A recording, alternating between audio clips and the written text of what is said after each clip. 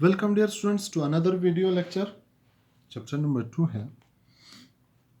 बहुत important topic है ये, जनरल नॉलेज के लिहाज से भी और केमिस्ट्री के लिहाज से भी। इसमें हम पढ़ेंगे about the detail information of the X rays. X rays क्या है, कैसे प्रोड्यूस हुए और कितने टाइप्स रखते हैं और इस्तेमालात क्या है और कहाँ पर हम इसको यूज़ कर सकते हैं, इसकी प्रॉपर्टीज़ क्या है। So let's see. X rays, सबसे पहला हम प्रोडक्शन देखेंगे। 1895 में एक साइंटिस्ट था, William Roentgen, discovered the X rays. He observed that when the fast moving cathode rays electron collide with a heavy metal anode in a discharge tube, उन्होंने कहा कि अगर हम एक डिस्चार्ज ट्यूब में एक हैवी मेटल यूज़ करें anode की शेप में और इलेक्ट्रॉन्स यानी कि कैथोड रेज उसको हैवी मेटल एनोड को हिट करेंगे, so some unknown rays of highly energetic rays were produced. कुछ unknown rays इससे प्रोड्यूस हुए। जब कैथोड रेज या कैथोड रेज के इलेक्ट्रॉन एक हैवी मेटल एनोड को हिट करते हैं तो उससे एक अननोन रेज या रेडिएशंस प्रोड्यूस होते हैं। These unknown rays were later called as X rays. X stands for unknown. Thus X-rays are electromagnetic radiations. ये उसकी definition है X-rays की। X-rays are electromagnetic radiations that are not visible by naked eyes. These are high frequency rays and are of shorter wavelength. इनकी wavelength भी बहुत ज़्यादा कम है। So let's see the diagram of the X-rays production. ये हमारे पास gas discharge tube है। हम इसको एक एनोड एक इलेक्ट्रोड कैथोड ले रहे हैं, हाई वोल्टेज बैटरी सोर्स से कनेक्ट करते हैं। लेकिन यहाँ पर एनोड के बजाय हम एक हैवी मेटल एनोड ले रहे हैं। हैवी मेटल कोई भी, for example let's suppose the tungsten हम ले रहे हैं। तो जब हम वो कंडीशंस अप्लाई करेंगे, 0.01 टार इनिशियल इंटरनल प्रेशर देंगे और 5000 से लेकर 10,000 वोल्ट तक इलेक्ट्रिक सोर्स वोल्टेज अप्लाई करेंगे, तो इससे प्रोड्यूस होगी electro cathode rays. Cathode rays जब एनोड को हिट करेंगे तो इससे कुछ अननोन रेडिएशंस प्रोड्यूस होंगे, उसको एक्स रेज कहते हैं। हमने इसको एक अलग डायरेक्शन में निकाले ताकि इससे अलग हो, इसलिए हमने थोड़ा सा बाहर की तरफ निकाले। Types of the X rays. X rays के कितने टाइप्स है और क्यों इसके टाइप्स किस बुनियाद पर बने हैं। Let's see. When the cathode rays hit an electron of a heavy metal anode, it knocks out the electron from inner shell of the K shell of an atom. This knockout electron will create a vacant space hole in the K shell. ये knockout electron एक खाली space बनाएगा। Let's suppose this is the K shell. K shell अगर हम इसको electron heavy sorry अगर हम इसको कैथोड रेज से हिट करेंगे तो सबसे इनर शेल वाले इलेक्ट्रॉन, के शेल वाले इलेक्ट्रॉन एनर्जी एब्जॉर्ब करके एम शेल या एल शेल में आएगा। इसी तरह ये यहाँ पर एक स्पेस क्रिएट करेगा, खाली स्पेस बन जाएगा, क्रिएट करेगा। तो लिहाजा this knockout electron will create a vacancy in the K shell. So electrons from higher energy level यानी कि M shell से will fall to fill the vacancy. अब ये यहाँ पर खाली है, ये इलेक्ट्रॉन इधर आ सकते हैं, तो एल शेल से या एम शेल से कोई भी इलेक्ट्रॉन एनर्जी खारिज करके इधर आ सकते हैं। लिहाजा इस बुनियाद पे एनर्जी इसको निकालना होगा, इसको खारिज करना होगा। अगर एम शेल की इलेक्ट्रॉन आएगा इधर, थोड़ा अमाउंट एनर्जी निकालना होगा, खारिज करना होगा। अगर एम शेल आएगा तो ज़्यादा निकालना होगा। Let's see. With the emission of high energy proton in the form of X rays. तो ये जब आएंगे from higher energy level will fall into the vacancy with emission of high energy proton in the form of X rays. ये जो high energy proton आएगा ये X rays कहलाएंगे।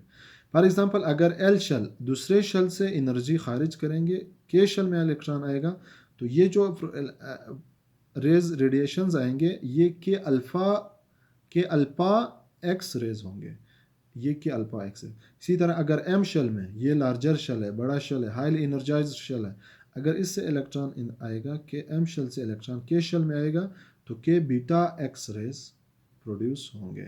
यहाँ पर एक छोटा सा स्टेटमेंट लिखा हुआ है कि द एनर्जी ऑफ के बीटा इज हायर देन के अल्फा। के बीटा यानी कि एम शेल से जो इलेक्ट्रॉन आएगा एनर्जी ज़्यादा होगी बनिस्बत एल शेल से जो इलेक्ट्रॉन आएगा। रीज़न वजह क्या है? इसकी वजह यह है कि जब एल शेल की इलेक्ट्रॉन इधर आएगा इतना ज़्यादा एनर्जी नहीं निकालना पड़ेगा, जब एम शेल का आएगा तो ज़्यादा खर्चा करना पड़ेगा जब इधर इलेक्ट्रॉन पहुंच जाएगा। लिहाजा एम शेल ऑर्बिट जो है वो ज़्यादा एनर्जी खारिज करना होगी इसको बनिस्बत एल शेल के। Properties of the X rays, सबसे पहला प्रॉपर्टी है X rays are not deflected by electric और magnetic field and travel in the straight line, लिहाजा ये एक न्यूट्रल रेज है। Number 2, they are invisible to the eye but affect the photographic plate, ये हमारे आंखों के सामने तो नज़र नहीं आते लेकिन फोटोग्राफिक प्लेट पर इफेक्ट काज करते हैं।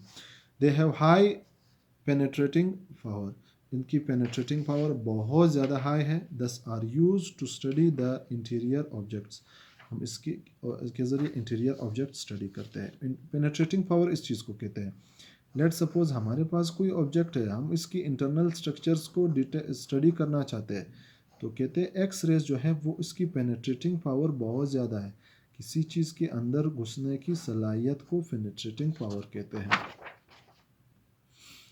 They can damage the genes chromosomes and other organelles by passing through the living tissues, ये हमारे सेल्स के अंदर खुदा न खास्ता अगर अंदर चले जाए तो ये जीन्स को, क्रोमोसोम्स को या दूसरे ऑर्गेनेल्स को भी नुकसान पहुंचा सकते हैं।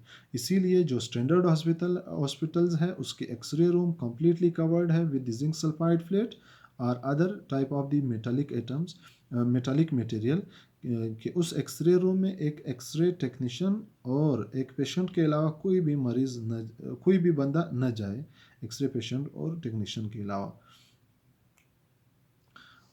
Point number 5, can ionize the gases due to high energy, इसकी हाई एनर्जी होने की वजह से गैस को आयोनाइज कर सकते हैं जैसे हमने मेलिकन ऑयल ड्रॉप मेथड में इस्तेमाल किया था। Point number 6, they have high frequency that depends upon the material of the anode, high frequency रखते हैं जो कि मटेरियल ऑफ द एनोड पे डिपेंड करते हैं कि हम कौन सी मटेरियल, कौन सी एनोड में कौन सी मटेरियल यूज़ करेंगे। So different type material produces metals produces X rays of different wavelength, अगर हम हाई एटॉमिक नंबर वाला मेटल इधर यूज़ करेंगे तो high energetic X rays produce होंगे, अगर हम लो एटॉमिक नंबर वाला मेटल यूज़ करेंगे एज एनोड तो लोअर एनर्जी वाले एक्स रेज प्रोड्यूस होंगे। X rays frequency increase with the increase in the atomic number of heavy metal, इधर atomic number के साथ इसकी डायरेक्टली प्रोपोर्शनलिटी, अगर इसके एटॉमिक नंबर ज़्यादा है तो हाई फ्रीक्वेंसी वाले होंगे, अगर इसके एटॉमिक नंबर कम है तो लोअर फ्रीक्वेंसी वाले होंगे। X rays frequency ranges from 3 multiplied by 10 to the power 16 to 3 multiplied by 10 to the power 19 hertz, इसके दरमियान है। जितनी फ्रीक्वेंसी ज़्यादा उतना एनर्जी ज़्यादा होगी। Wavelength of the X rays ranges from 0.01 to 10 nanometre, इसकी वेवलेंथ इसके दरमियान है। तो higher wavelength lower energy, lower wavelength higher will be the energy. Now come to the uses of the X rays, X rays हम कहाँ कहाँ पे use कर सकते हैं। सबसे पहला यूजेस है, यूजेस में से सबसे पहला इसके यूज़ है X rays can be used in the X rays diffraction techniques is the which is the study to which is to study the crystal structure, हम इस एक्स रेज डिफ्रैक्शन टेक्निक के ज़रिए क्रिस्टल के structures study कर सकते हैं। As the diagnostic it can be used as diagnostic tool in the medicine and treatment of cancer, हम इस एक्स रेज को कैंसर के ट्रीटमेंट में भी इस्तेमाल कर सकते हैं या मेडिसिन में डायग्नोसिस के लिए भी इस्तेमाल कर सकते हैं। इसी तरह X ray images detect the dental cavity, दांतों में जो कैविटीज बनती है उसको डिटेक्ट कर सकते हैं इसके images, X ray images. Bone fracture detect कर सकता है and can differentiate between hard and soft tissues, हमारे बॉडी के हार्ड सॉफ्ट टिश्यूज़ में डिफ्रेंशिएट कर सकते हैं, यानी कि बोन को अलग दिखाते हैं टिश्यूज़ से, ठीक है, मसल से।